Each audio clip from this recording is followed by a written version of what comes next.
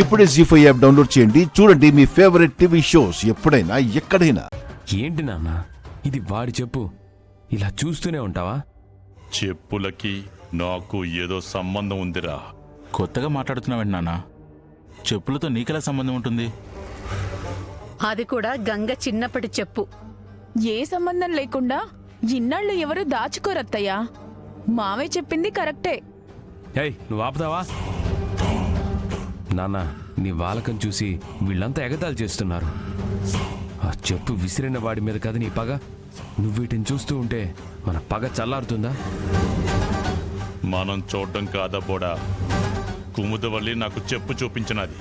దాని అర్థం మా జోలికి వస్తే చెప్పుతో కొడతా అన్నట్టుందిరా. అర్థం చేసుకొని ఇంకోసారి వాళ్ళ జోలికి వెళ్ళకండి మావయ్య, మనందరికీ మంచిది. చిన్నప్పుడు నీ అన్న చెప్పు విసిరాడు, దాన్నే ఇంతవరకు వదలలేదు. ఇప్పుడు నీ చిన్న చెల్లెలు చెప్పు చూపించినది, దాన్ని అట్టా వదిలేస్తాను. మీరు వెళ్ళి వాళ్ళ అదృష్టాన్ని కించపరచాలని చూస్తే ఇలాగే ఉంటుందండి. అసలు మా అమ్మనంటే ఊరుకుంటుందా? అందుకే మా చెల్లి మీకు చెప్పు చూపించింది. అది నీ చెల్లెలు కాదు, అది నీ చెల్లెలు కాదు, అది నీ చెల్లెలు కాదు.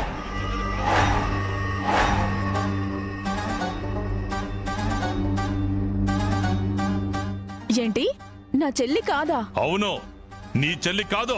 మా చెల్లి కాకపోతే ఇంకెవరు? నా కూతురు, నా కూతురు, నా కూతురు. నా రక్తం పంచుకు పుట్టిన కూతురు, పంచుకు పుట్టిన కూతురు, పుట్టిన కూతురు. ఏంటండి మీరు మాట్లాడుతున్నది? అవునే, నువ్వు భారతి ఎవరు, ఆ ఫోటో ఏంది, ఈ చీర ఎట్టా గుర్తుండదని అడిగి అడిగి నాకు నరకం చూపించావు కదా. ఇప్పుడు చెప్తా ఉండాను, ఆ భారతిని నేనే నమ్మించి గొంతు కోసా, గొంతు కోసా, గొంతు కోసా, గొంతు కోసా. నానా నానా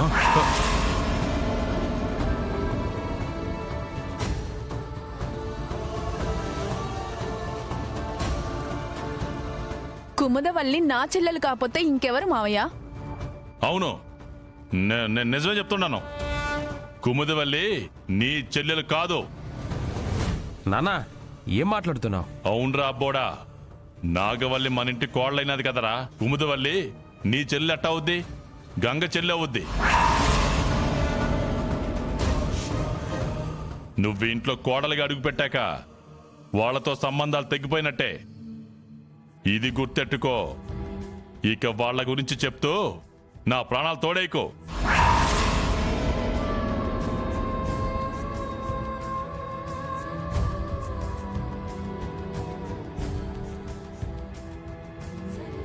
అనయ్య వెళ్ళనయ్య, నాన్న ఎక్కడికో వెళ్తున్నాడు. అక్కడికెళ్ళి మళ్ళీ ఎవరితోనో సంబంధం ఉందంటే ఎవరో ఒకరు ఊరుకోరు. వాళ్ళు కూడా చెప్పులు చూపిస్తే అది కూడా మావయ్య ఇంటికి తీసుకొచ్చేలా ఉన్నారు. దేవా, ముందు మీ నాన్నని తీసుకురారా. నువ్వు పిలిస్తేనే ఆయన వస్తారు. మీరు ఆ గంగకి సపోర్ట్ చేస్తున్నారని తెలిసినా మిమ్మల్ని ఇంట్లో ఉండనిచ్చినందుకు బాగానే బుద్ధి చెప్తున్నారు. మీ సంగతి తర్వాత చెప్తాను.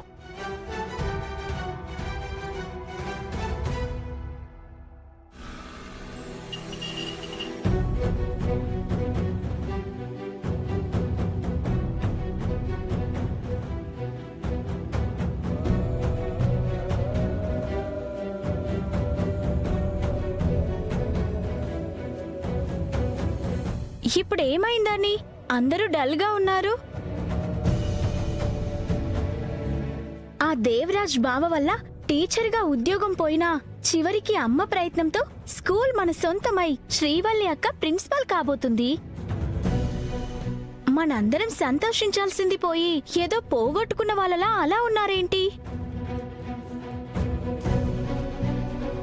ఆ బురదరాజు సారీ ఆ వరదరాజులు గారు వచ్చి గొడవ చేయకపోతే ఇలా గుమ్మనంగా ఉండేవాళ్ళం కాదేమో. అవునా కదా చెప్పు? చెప్పు అంటే ఇప్పుడు చెప్పడం కాదు కానీ అప్పుడు మాత్రం చెప్పు చూపించాను. అదే నువ్వు చేసిన తప్పు అనిపిస్తుంది.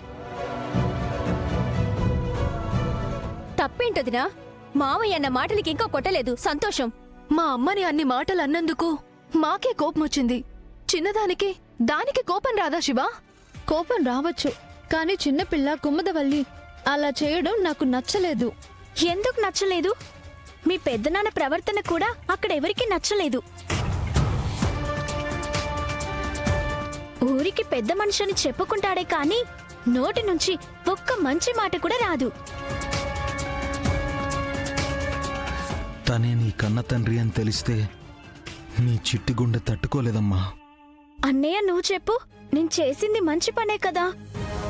ఏదేమైనా నువ్వలా చేయకుండా ఉండాల్సిందమ్మా. ఎందుకు చేయకూడదు? అమ్మ గురించి ఎవరైనా తప్పుగా మాట్లాడితే నువ్వు ఊరుకోవు కదన్నయ్య. వరదరాజులు మావయ్య విషయంలో అయితే అస్సలు క్షమించవు. మరి నీ చెల్లెల్ని నేనెందుకు క్షమించాలి? నువ్వు చెప్పు చూపించింది మీ నాన్నే అన్న విషయం తెలియక అలా మాట్లాడుతున్నావు కుముదవల్లి. అయినా పెద్ద మనిషికి చెప్పు చూపించిందని మీరు బాధపడుతున్నారు. కానీ కుముద చిన్నపిల్లని కూడా చూడకుండా తన మీదకే కారు పోనిచ్చాడు. సర్పంచ్ ఎలక్షన్స్ ముందు కూడా మావయ్యే పావుతో కాటేయించాడనిపిస్తోంది. అలాంటి వాణ్ణి అవమానించడం కాదు, ఏం చేసినా తప్పులేదు. చెల్లి మీద మరింత కక్ష పెంచుకుంటాడు. మళ్ళీ ఎప్పుడు ఎలా దాడి చేస్తాడో చెప్పలేం కదా. అప్పుడంటే సమయానికి వెంకటపతి రాజుగారు వచ్చి కాపాడారు కాబట్టి సరిపోయింది. లేదంటే ఎంత ఘోరం జరిగేది. అయితే ఈ పాటికి నాకు ఓ విషయం అర్థమైంది. ఏంటది? నేనెప్పుడూ వీళ్ల పక్కనే ఉండాలని.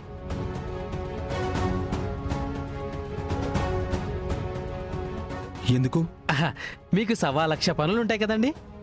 మీరు మీ చెల్లెలిని ఎలాగూ చూసుకోలేరు. అలాంటప్పుడు మీ చెల్లెలి కుముదవల్లిని శ్రీవల్లి గారు బయటికి వెళ్ళినప్పుడు వరదరాజులు గారో పోతురాజులు గారో అటాక్ చేస్తారని మీకు అనుమానం వచ్చినప్పుడు నేను శ్రీవల్లి గారి పక్కనే ఉంటే కాపాడుకుంటాను కదా అని చెప్తున్నాను.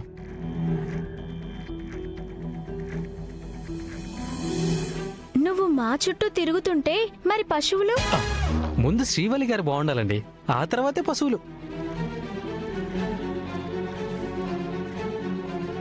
తనొక్కతే బావుండాలని మీరెందుకు కోరుకుంటున్నారు? నేను అలా అన్నానా? నా ఉద్దేశం మీరందరూ బాగుండాలని అన్నానండి. అయితే మా పెదనాన్న నుండి ఎలాంటి హాని జరగకుండా నువ్వు సెక్యూరిటీగా ఉంటావన్నమాట. నా చెల్లెళ్లకు ఏ సెక్యూరిటీ అక్కర్లేదు. వరదరాజులు నా చెల్లెళ్ల జోలికొస్తే తన భవిష్యత్ ఏంటో బాగా తెలుసు.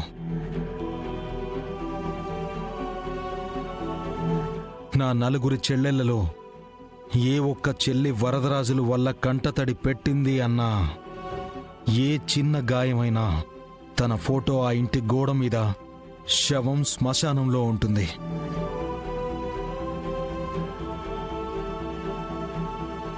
జీ5 యాప్ డౌన్లోడ్ చేసి అన్ని ఎపిసోడ్స్ పూర్తి ఉచితంగా చూడండి.